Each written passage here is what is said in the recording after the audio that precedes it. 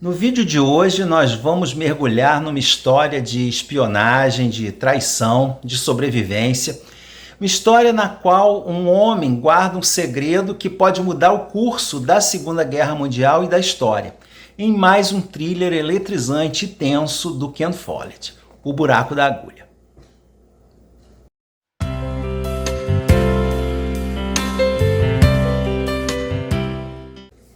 Olá pessoal, sejam todos muito bem-vindos ao Livros e Books. Eu sou o Carlos e a nossa conversa de hoje é sobre mais um livro, desse autor que frequentemente dá as caras por aqui, o Ken Follett, mas não um livro qualquer, e sim o seu primeiro sucesso, o livro que o transformou em um autor mundialmente conhecido e que deu o pontapé inicial para uma carreira bem-sucedida. Hoje, o Follett é reconhecido como um dos grandes autores de ficção histórica, principalmente depois da publicação do Pilares da Terra, o livro que deu início à saga Kingsbridge, que já conta com 5 volumes. E outra obra de peso do autor é a trilogia O Século, uma obra fenomenal que traz as histórias de várias famílias que atravessam todos os acontecimentos importantes do século XX. Além desses, eu já li outros 2 livros do autor. Na verdade, 3, mas um deles, o Notre Dame, nem conta, porque é apenas um ensaio beneficente para ajudar na reconstrução da Catedral de Notre Dame após o incêndio que ela sofreu em 2019. De ficção mesmo, eu li o Nunca, que traz um exercício atual e apavorante do que poderia descambar numa terceira guerra mundial. É um livro que muita gente não gostou, mas que eu achei bem legal, embora concorde que não está entre os melhores do autor. E eu li também A Chave de Rebeca, um livro de espionagem passado no Egito durante a Segunda Guerra, também excelente. E é com esse livro que O Buraco da Agulha tem uma conexão mais forte, tanto pela época em que ele foi escrito, quanto pela semelhança na temática, porque foram exatamente esses thrillers de espionagem que fizeram a fama do Ken Follett, antes dos romances históricos. Se bem que nós tendemos a imaginar a ficção histórica como algo mais antigo ou medieval, e não é assim, porque, a grosso modo, esses thrillers de espionagem também são romances históricos, porque eles têm como pano de fundo fatos históricos reais, e até a participação de personagens reais, como no caso aqui, o Churchill e o Hitler. Todos esses livros já têm vídeo aqui no canal, estão incluídos em uma playlist cujo link estará na caixa de descrição.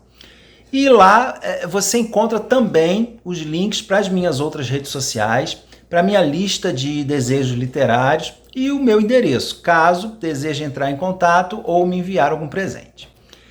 Essa minha edição é bem antiga, edição simples, de banca de jornal, porque papel vagabundo.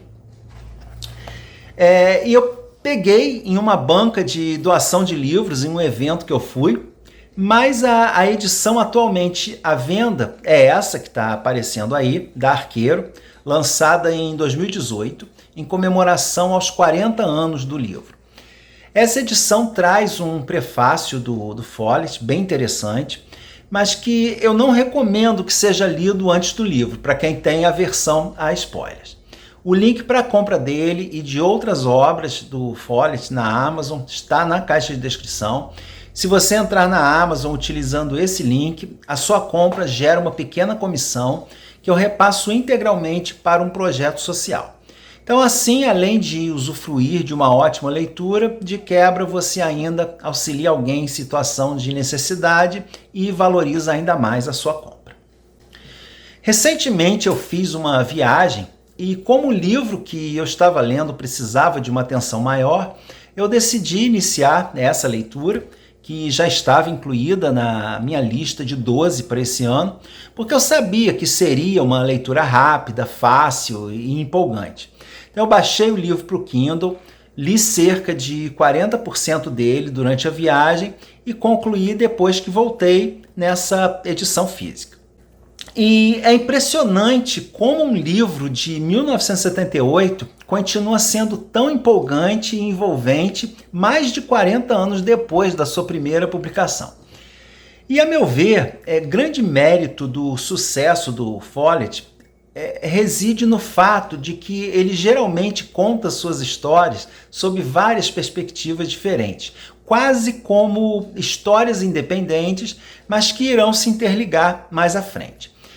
E todas essas histórias são interessantes e nos mantêm presas ao livro.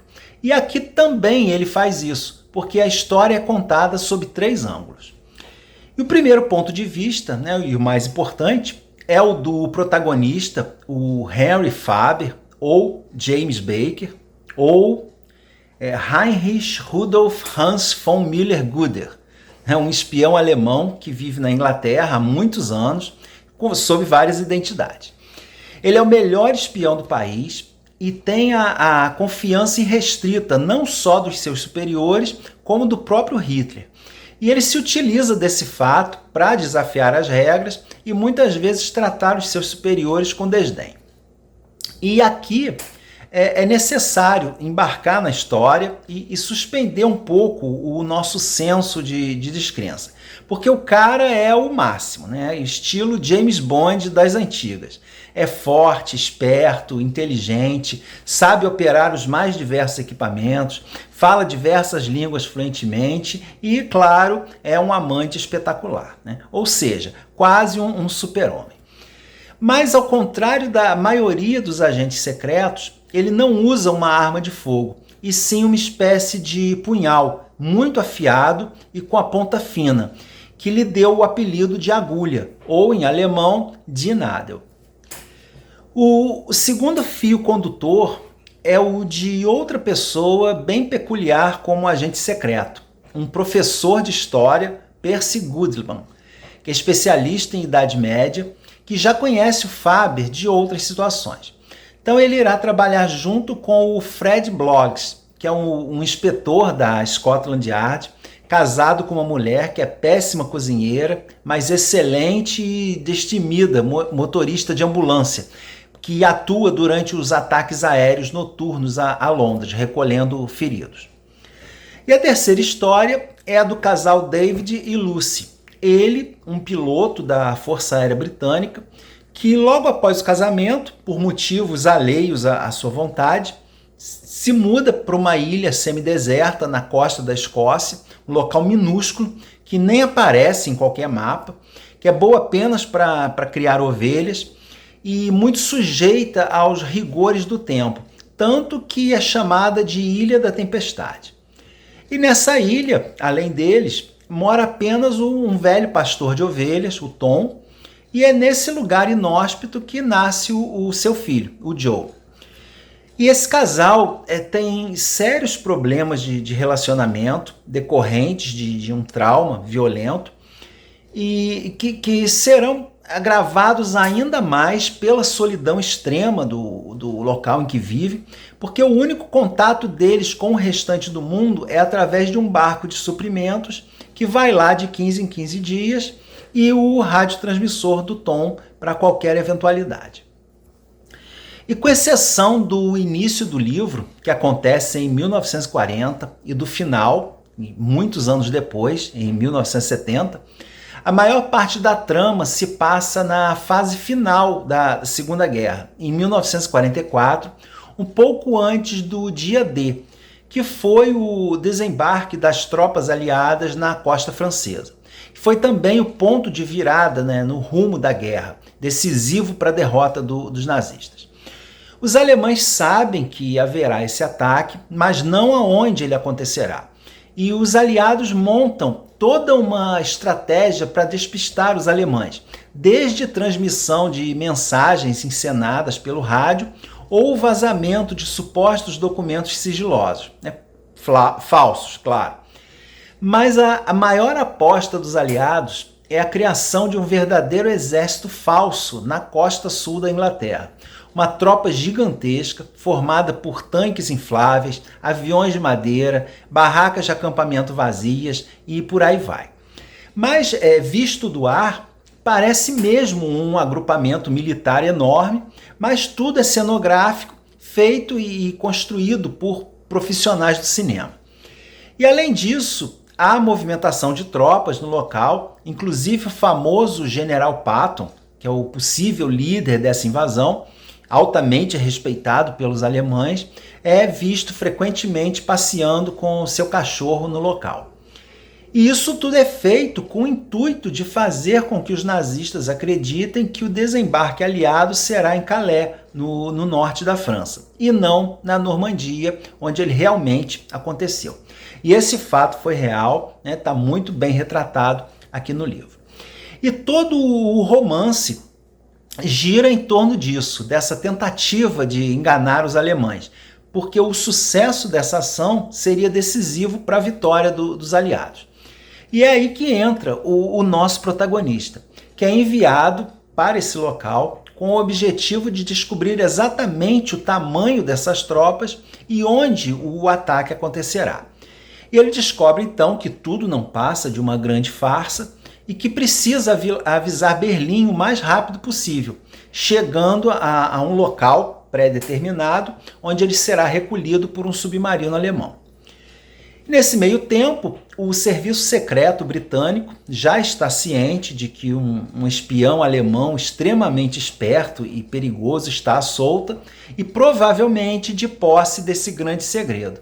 E ele precisa ser parado a qualquer custo antes que cumpra a sua missão.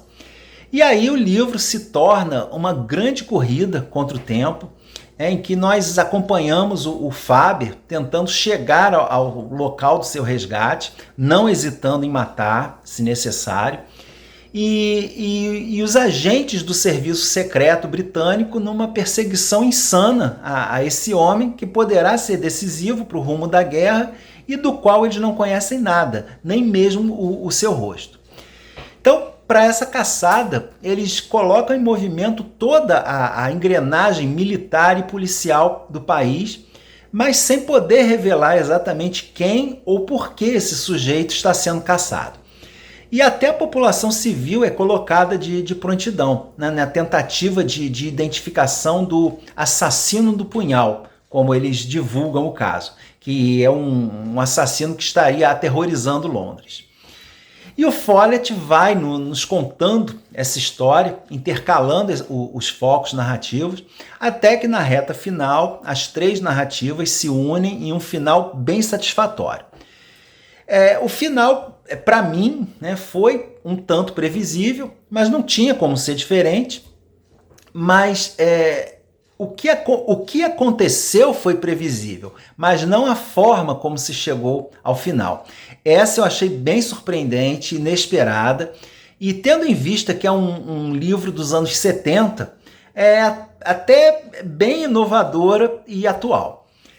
E a reta final dos acontecimentos é totalmente eletrizante, daquelas que não dá para parar a leitura, né? Tanto que em alguns capítulos eu acompanhei em audiobook enquanto estava na academia para não parar a leitura.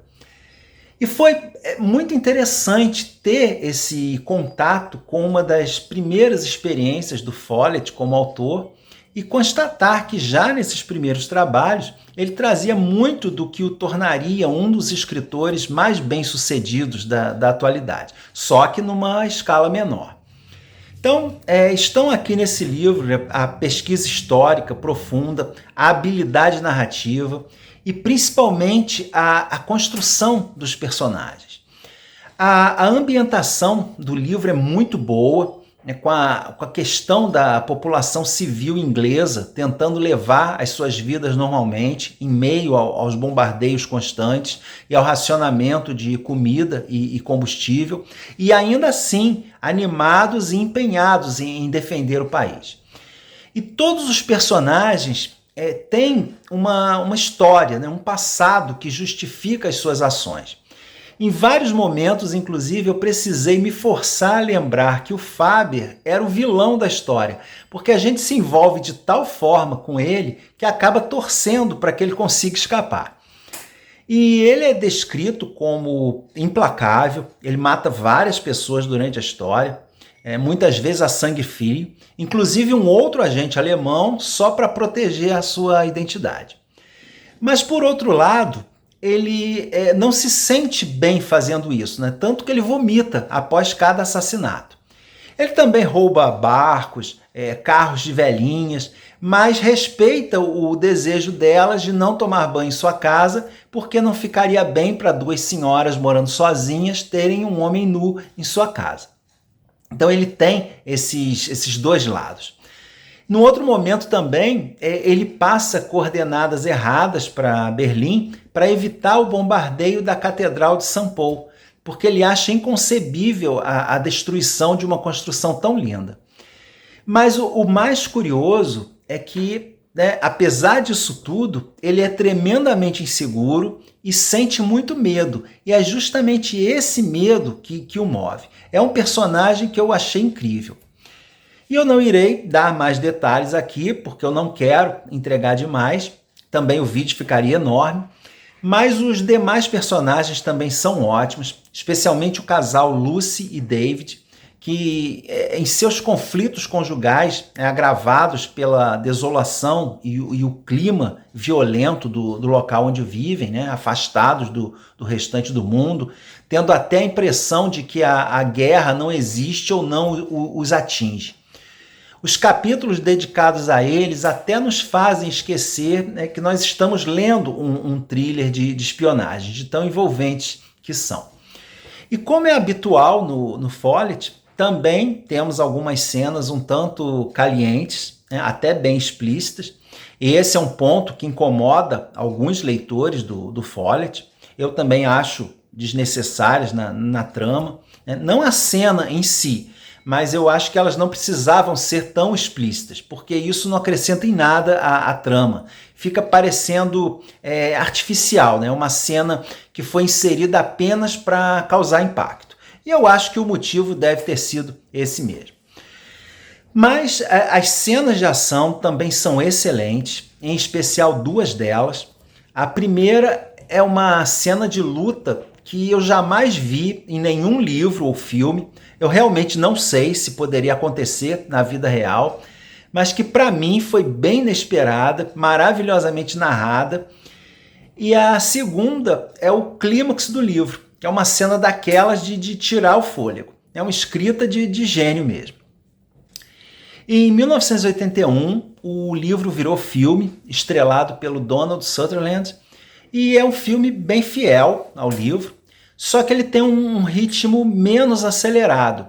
A violência é mais sugerida do que explícita, O clima é mais introspectivo. Tem um foco maior na tensão psicológica entre os personagens do que exatamente na ação. E ele também foca menos nessa construção dos personagens, especialmente dos agentes ingleses.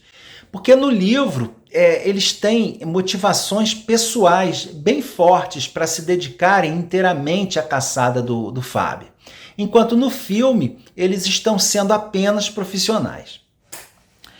E a tal luta, da qual eu falei antes, que eu estava bem curioso sobre se ou como apareceria no filme, está lá, mas é uma luta, digamos, mais tradicional do que a que está no livro.